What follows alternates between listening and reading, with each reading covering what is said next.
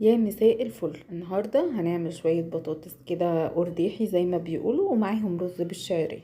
أول حاجة هيبقى معانا الزيت، وقطعت بطاطس رفيع كده، عايزاها مش عايزاها مفرومة ومش عايزاها مكعبات، قطعتها اللي هي جوانح كده.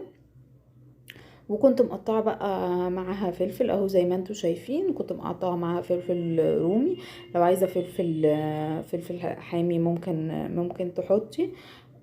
وابتديت ان انا اقلبهم كده في الزيت مع بعض لغايه لما عايزه البطاطس بس تدبل شويه، مش عايزاها تحمر يعني. وقمت ضايفه كده الفلفل بتاعي، وابتديت ان انا اقلبهم. كنت طبعا مقطعه البطاطس بتاعتي حلقات، قطعيها حلقات، قطعيها مكعبات. يعني زي شوفي انتي بتحبي اني تقطيعه وقطعيها. انا بحب بصراحه الحلقات، مش بحبها مكعبات، فعشان كده قطعتها حلقات. وبعد كده بقى كنت عامله طماطم.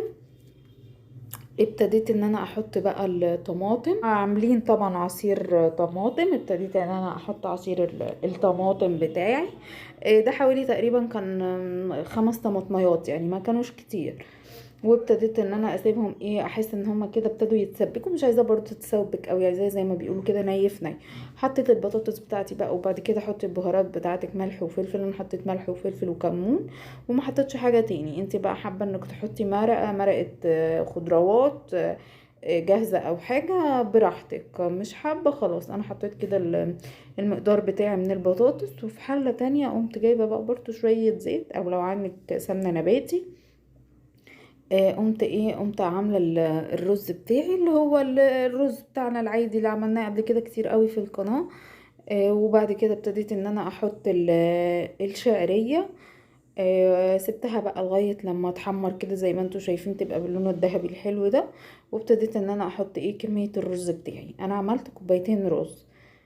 وابتديت ان انا احط المقدار بتاعي بتاع الميه، زي ما قلنا عقلة صباع كده، يبقى الميه مرفوعه عن الرز عقلة صباع. وبهرتهم بقى بالملح والفلفل بتاعي زي ما انتوا عايزين بقى تحطوا بهاراتك زي ما انتي عايزه. انا بوريكم برضو المعيار اهو. الحاجه بتاعتي بقى كانت استوت بجد. طعمها فظيع، مش هتاخد 10 دقايق منك. باي باي.